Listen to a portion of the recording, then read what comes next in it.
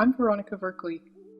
I've been living in a cabin near Dawson City, Yukon for the past 14 years, after I moved from Ontario. I'm a sculptor, filmmaker, and instructor. For the past 10 years, I was on the faculty at the Yukon School of Visual Arts here in Dawson. My work shifts regularly between installation, animation, and kinetic sculpture, and is focused mainly on the movements and behaviors of animals. This is my installation, Second Nature Resilience. It consists of a looped animation projected onto the gallery wall, along with the sets used in the animation, displayed as artifacts of the process. It depicts an abandoned house in the forest that gradually collapses over time and is transformed. It reads as a time-lapse shot over 10 years, but in reality it was animated by hand over the course of many months and cut down to 9 minutes. I built the model of the house with as much detail as I could manage, so joists, insulation, drywall, wiring, wallpaper that would peel, dishes in the sink, tiny little light switches, and as I put it together I was always imagining how it would fall apart in the animation. I animated the animals, of course, but also more subtle things.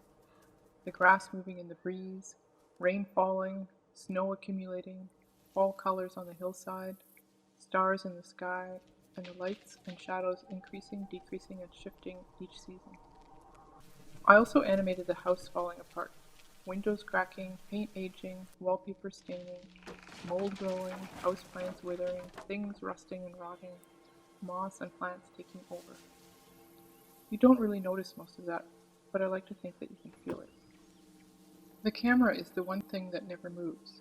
The video is actually one single take.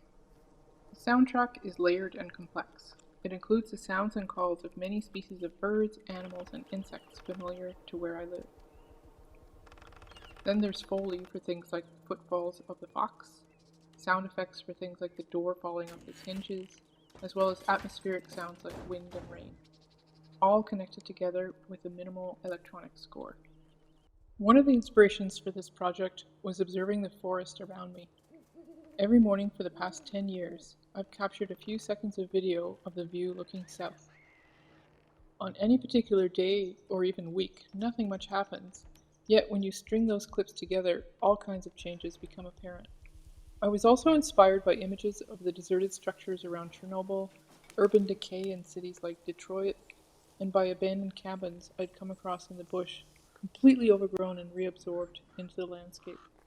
By showing the sets along with the animation, I wanted to give a sense of what goes on behind the scenes, something we are not normally privy to, like how small those little birds are.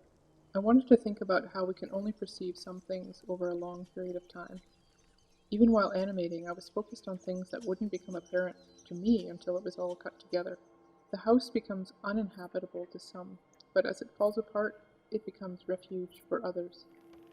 From its destruction there emerges a transformative beauty.